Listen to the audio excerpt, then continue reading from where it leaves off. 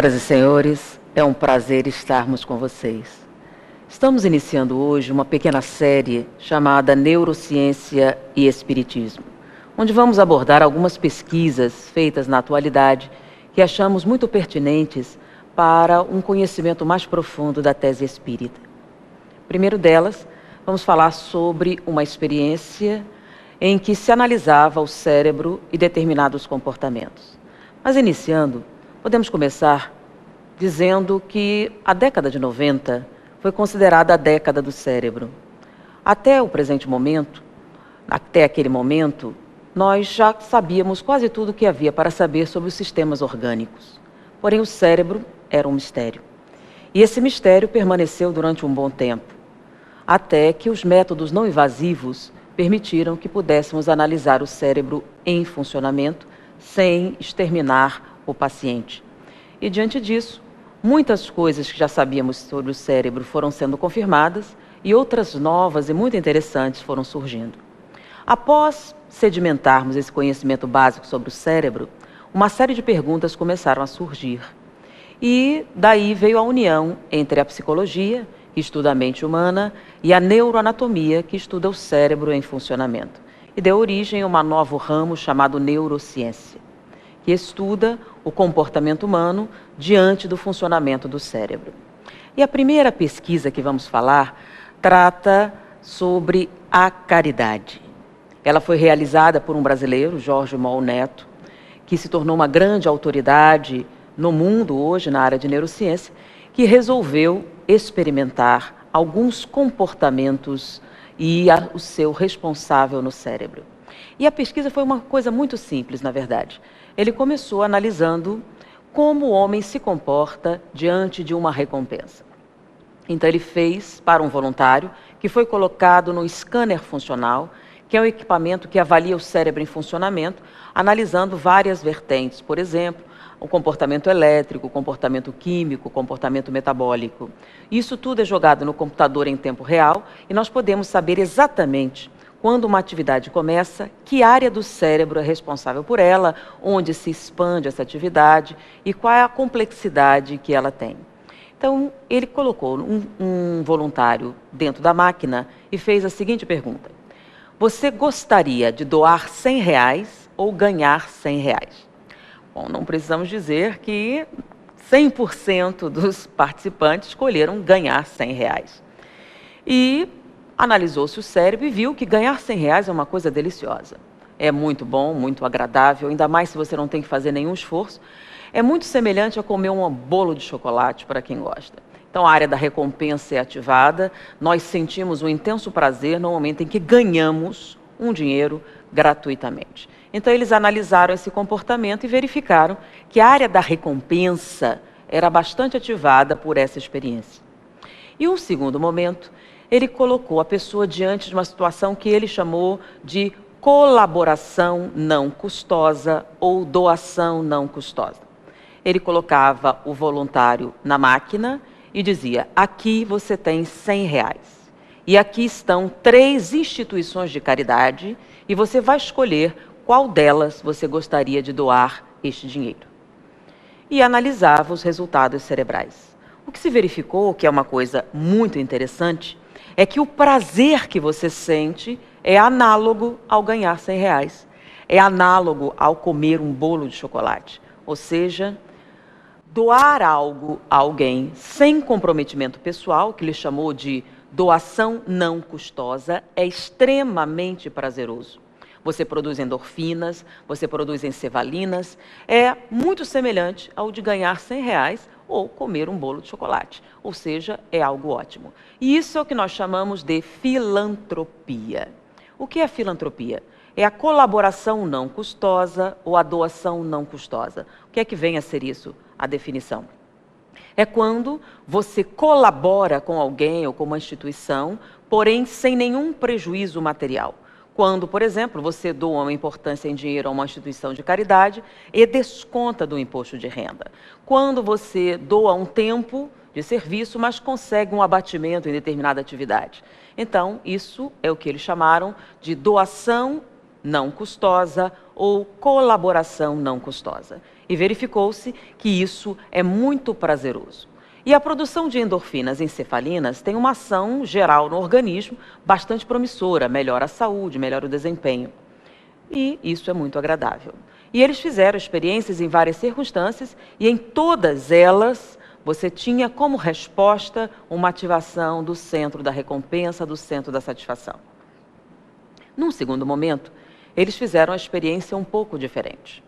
Era chamada colaboração custosa ou doação custosa. É aquela em que o auxílio que você vai realizar a uma instituição ou uma pessoa tem um custo pessoal. Você vai ter uma perda, envolve um certo sacrifício, seja financeiro, seja pessoal. E ele chamou de colaboração custosa ou doação custosa. Então, na experiência, o participante foi colocado no scanner e, naquele momento, ele dizia: escolha uma instituição de assistência para doar R$100 do seu dinheiro. E ele teria que escolher entre 3 que foram apresentadas. E analisaram a resposta cerebral. Não foi muito agradável. Ou seja, quando você perde dinheiro, é algo desagradável. Não envolveu a recompensa que envolveu, por exemplo, a doação não custosa. Ou seja, o que as pessoas chamavam teoricamente de caridade não teve a resposta que se esperava. Então, não houve grande expressão, esse sacrifício pessoal envolveu algum sofrimento e não teve a resposta que se esperava. E a experiência teve uma pequena modificação. Antes de submeter a pessoa à escolha, ela era exposta a 3 situações problemas, como, por exemplo, crianças abandonadas, crianças com fome, ou idosos, ou um paciente de uma determinada doença. A pessoa era exposta a um filme, a uma apresentação a respeito do papel daquela instituição naquela atividade. Então, por exemplo, uma doença qualquer e a entidade filantrópica tinha uma ação naquela doença. No outro caso, com crianças, no outro caso, com idosos. Após a pessoa assistir vários filmes expositivos que envolviam o papel daquelas instituições naquele tipo de assistência específico, ele era convidado a escolher uma daquelas instituições para fazer uma doação custosa. Ou seja, ele tiraria o seu dinheiro e doaria a uma daquelas instituições. Ou iria colaborar algumas horas de serviço a um custo pessoal dentro daquela atividade. E nesse momento, realizava-se o scanner funcional. E houve uma modificação significativa nas respostas cerebrais. Quando você era exposto a uma experiência e era tomado de compaixão, aquilo ativava uma determinada região cerebral chamada lobo pré-frontal. O que é que ativava o lobo pré-frontal? Aquele sentimento de solidariedade que você estabelecia com alguma daquelas apresentações. Quando um sentimento surgia dessa relação, o pré-frontal era ativado. Quando ele era ativado, havia uma modificação química no cérebro. O prazer ainda não era o mesmo, por exemplo, da filantropia. Mas, por outro lado, o lobo pré-frontal ativava o lobo frontal e também agia sobre os gânglios basais, além de afetar o funcionamento do cérebro como um todo. Quando o lobo pré-frontal ativava o lobo frontal, era como se as ideias ficassem mais claras, como houvesse um aumento de atividade no lobo frontal, que é a área responsável pela cognição, pelo conhecimento, pelas ideias, pela vontade.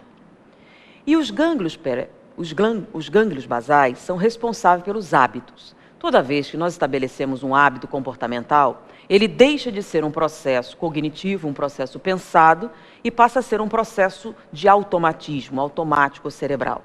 E quem é responsável por isso são os gânglios basais. Isso tem por objetivo economizar o espaço para permitir que a gente acumule uma série de atividades sem um gasto energético muito importante.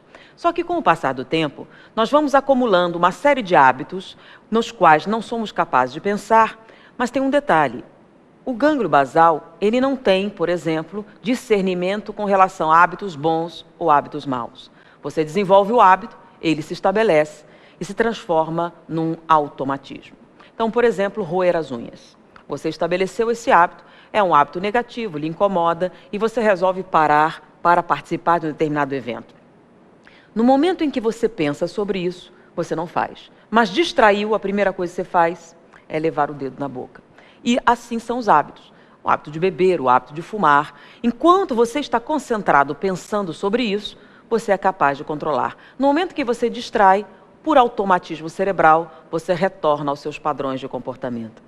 Quando há ativação do lobo pré-frontal, ele fortalece a atividade do lobo frontal, enquanto diminui a efetividade do gânglio basal. O que é que significa? A sua vontade é 5 vezes maior e o gânglio basal já não tem a mesma relevância. Ou seja, a sua capacidade de mudar de vida aumenta em 10 vezes. A sua capacidade de trocar determinados hábitos aumenta significativamente e a sua capacidade de analisar sua própria vida e tornar-se consciente de determinados comportamentos aumenta muito, o que significa ser a base de algumas mudanças radicais. Existem alguns laboratórios nos Estados Unidos que estudam efetivamente por que algumas pessoas são capazes de mudar de vida tão radicalmente e aparentemente sem esforço. O que é que faz algumas pessoas, aparentemente, terem mais força de vontade do que outras pessoas? E já foi determinado que o envolvimento do gânglio do lobo pré-frontal é um fator determinante desta capacidade. E o papel relevante que a prática da doação custosa ou da colaboração custosa, que nós costumamos chamar de caridade, tem um papel relevante nessa situação. Verificou-se que as pessoas que têm a capacidade de se reinventar e de mudar aparentemente sem esforço, são pessoas que têm um envolvimento emocional, uma empatia com o sofrimento alheio, que é a base da verdadeira caridade. Porque caridade não é só você doar um dinheiro com um certo sacrifício pessoal, se isso tem um retorno para você de alguma maneira. Caridade verdadeira é aquela que envolve compaixão, que envolve um determinado sentimento pessoal, é aquela que ativa o lobo pré-frontal. E o mais interessante é que quando lemos sobre essa pesquisa, nós nos lembramos de André Luiz, no livro No Mundo Maior, especificamente na Casa Mental, a Usina do Pensamento, em que André Luiz faz a seguinte referência, que é muito, muito semelhante à que esse cientista descreveu na sua pesquisa. Ele diz mais ou menos assim: o presente está estabelecido no lobo frontal. São as ideias que nós temos, os pensamentos, as criações. O nosso passado está nos gânglios basais, é onde os nossos hábitos se estabelecem. Mas o nosso futuro se encontra no lobo pré-frontal. É aí que se dá a ligação do homem com a divindade. E é a partir daí que dispara-se o processo evolutivo. O que nos encantou nessa passagem foi que André Luiz descreve isso na década de 30. E a pesquisa que nós estamos nos referindo aconteceu no ano de 2007, quando foi publicada, falando sobre a importância da caridade na nossa saúde mental, no nosso processo de crescimento pessoal. E André Luiz dizendo isso, há muito tempo atrás, do papel extremamente relevante no lobo pré-frontal. Uma descoberta recente, moderna, uma conquista da neurociência. Por que certas pessoas são capazes de mudar de vida e ter um crescimento pessoal aparentemente sem sacrifício? Fora da caridade não há salvação. E na próxima semana nós vamos continuar com um novo trecho, uma nova pesquisa de neurociência, para a gente fazer essa abordagem, neurociência e espiritismo. Pesquisas modernas, comprovando teses espíritas que vêm nos encantando ao longo do século.